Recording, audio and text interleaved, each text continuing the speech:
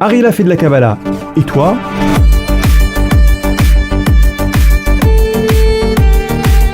Ariel Hachedboun, bonjour et Chag Sameach en ce dernier jour de Hanouka. Je rappelle que tu étudies avec un maître et transmets la Kabbale et la Chassidoute.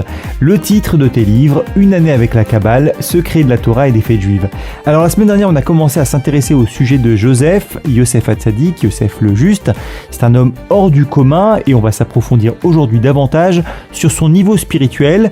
Joseph, on l'a déjà dit, c'est le niveau du rêve dans notre paracha, la section hebdomadaire de la Torah. Joseph fait bien plus puisqu'il interprète les rêves du panetier et de l'échanson qui se trouve avec lui dans cette prison égyptienne et même les rêves du pharaon lui-même.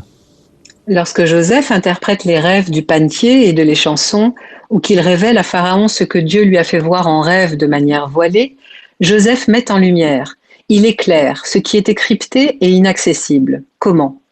Il dispose d'un accès direct à l'inconscient. Il peut voir chaque situation par son autre côté, comme s'il dominait la réalité et en avait une vision différente et complète. C'est cette inconcevable différence qui mettait Joseph en danger, une différence que ses frères ne supportaient pas. Vivant dans un monde de Kedusha, les frères de Joseph, des bergers, rattachés au monde divin de Bria, croyaient que Joseph venait, lui, du monde du Tohu, comme Esav, le terrible jumeau de leur père Jacob, et que Joseph recherchait les plaisirs du monde plutôt que ceux de la contemplation de la création. Oui, alors pour simplifier, rappelons que l'âme de Joseph est plus élevée que celle de ses frères, et c'est là tout l'objet de leur incompréhension. Joseph, bien que faisant partie des tribus, est au-delà du commun. Il échappe totalement à la réalité de ce monde. Il n'appartient pas du tout au même univers que ses frères. Certes, Joseph chute quand il choisit de s'exprimer dans le monde matériel, contrairement à ses frères qui restent dans le Kodesh Kodashim de la Torah. Mais il s'élève de nouveau pour atteindre des sommets. Qui aurait pu imaginer qu'il se retrouverait au plus haut degré de la société égyptienne, vice-roi du pays, auprès de Pharaon. C'est donc là-bas, en Égypte, Mitzraïm, dans le monde des limites, Metzarim, que Joseph peut se révéler à lui-même et devenir celui qu'il doit être. Le Joseph que l'on retrouve est à la fois nouveau et profondément lui-même. Il est celui qu'il devait devenir, le Joseph originel. Joseph le rêveur est devenu celui qui lit les rêves et l'homme qui accomplit les rêves d'un autre. C'est là toute la puissance de Joseph. Contenir en esprit l'idée d'un monde entier, un projet de plusieurs décennies, et trouver dans la réalité les racines de ce rêve. Nourrir le futur peuple juif accablé par la famine, donc devenir le nourricier de toute l'Égypte, grenier du monde méditerranéen de l'époque. Ainsi, la réalité passe par le rêve. Rêve prémonitoire de Joseph jeune homme, rêve du panetier et de l'échanson, rêve de Pharaon. Avec l'aide de Dieu, Joseph décrypte l'inconscient des rêveurs, dénoue les symboliques enchevêtrées dans les forces cachées de l'âme et réinstalle le contenu du rêve dans la réalité. L'imaginaire du rêveur n'obscurcit pas la lecture du rêve. Joseph a en effet cette faculté extraordinaire qu'on appellerait aujourd'hui la résilience, de ne pas vivre un présent encombré des traumatismes de l'enfance. Son imaginaire n'est pas noyé par la tristesse et les peurs qu'aurait dû normalement générer la mort de sa mère Rachel dans sa petite enfance, et puis la discrimination par ses frères, son dépouillement et la violence physique subie quand il a été jeté dans le puits, sa vente comme esclave et son bannissement, et puis encore ses années d'emprisonnement. Joseph n'est pas dépressif et son inconscient est propre. Sa capacité d'analyse est intacte et son imaginaire entièrement dédié au service de la réalité et de sa mission dans cette vie. Voilà qui le distingue encore de ses frères qui vivent quant à eux dans un monde de méditation, quand Joseph est complètement orienté action, dirait-on aujourd'hui, doué pour l'expression, en recherche permanente d'amélioration. Et ses frères ne l'ont pas reconnu lorsqu'ils l'ont revu en Égypte, on l'a compris.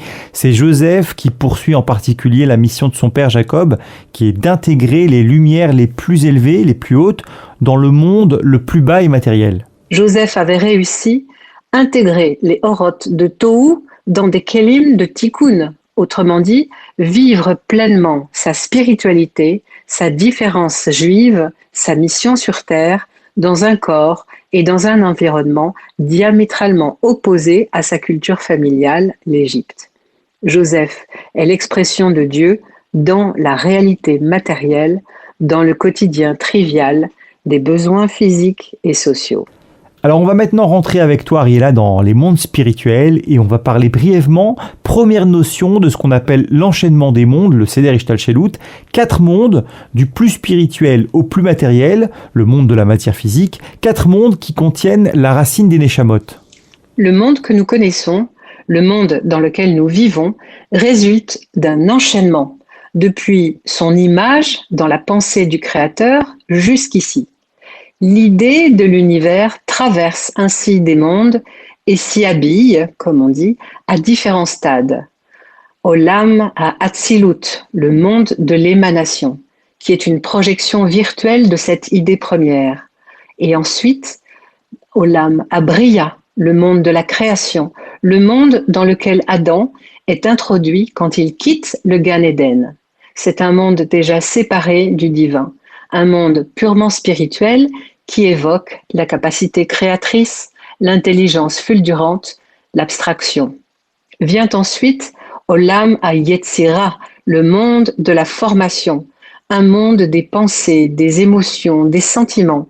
Les âmes artistiques et sentimentales y trouvent leur source.